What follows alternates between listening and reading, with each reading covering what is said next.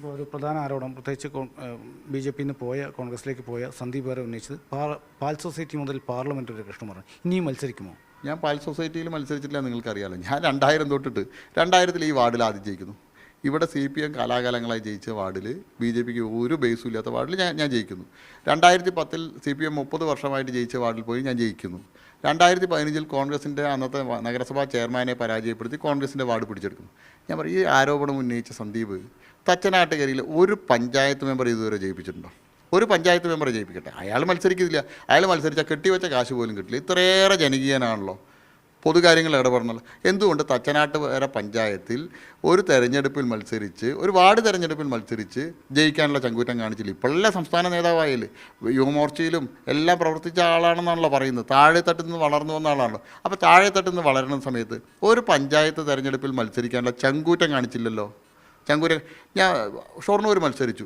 ഇത്രയേറെ ചാനൽ ചർച്ചകൾ നിറഞ്ഞു നിൽക്കുന്ന ആളാണല്ലോ. ഞാൻ അവിടെ ലോക്സഭാ തെരഞ്ഞെടുപ്പിൽ എനിക്ക് 33,000-ഓളം വോട്ട് കിട്ടി. അദ്ദേഹത്തിന് കിട്ടിയത് 3,000 വോട്ടാണ് അധികം, 36,000 വോട്ട്.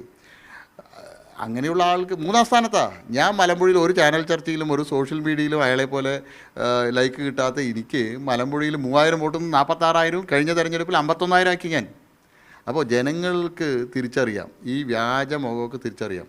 ഇപ്പോൾ അദ്ദേഹം പോയ പ്രസ്ഥാനത്തിലേക്ക് എന്തുകൊണ്ട് പോയെന്നുള്ളതിനെ സംബന്ധിച്ചും കൃത്യമായിട്ടുള്ള ബോധ്യമുണ്ട്. അതാണല്ലോ, ഒരു സാധാരണ പ്രവർത്തകൻ പോയോ ആ പഞ്ചായത്തിൽ ഒരാളെ കൂടെ കൊണ്ടുപോകാൻ പറ്റുമോ? ഇത്രയേറെ സ്വാധീനമുള്ള വ്യക്തിയാണല്ലോ.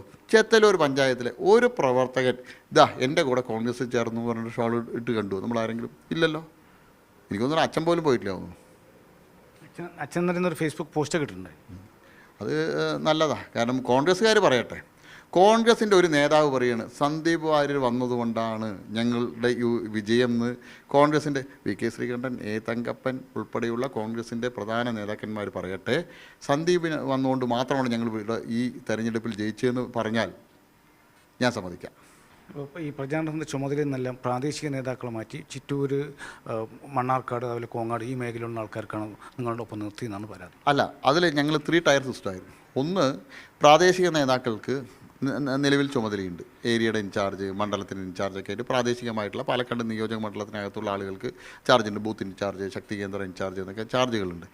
ഒരു തെരഞ്ഞെടുപ്പ് വരുന്ന സമയത്ത് എപ്പോഴും ഞങ്ങൾ മണ്ഡലത്തിൻ്റെ പുറത്തുള്ള, ജില്ലയ്ക്കകത്തുള്ള ആളുകൾക്ക് അഡീഷണൽ ചാർജ് കൊടുക്കും.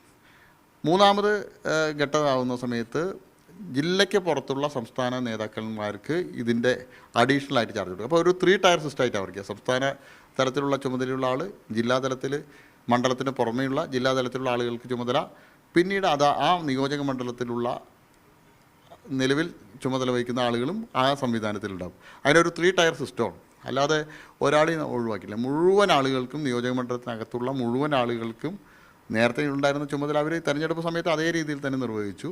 അഡീഷണലായിട്ട് അവരെ സഹായിക്കാനായിട്ട് മണ്ഡലത്തിന് പുറമേയുള്ള ആളുകളെ അഡീഷണലായിട്ട് നിയോഗിച്ചു എന്ന് മാത്രം.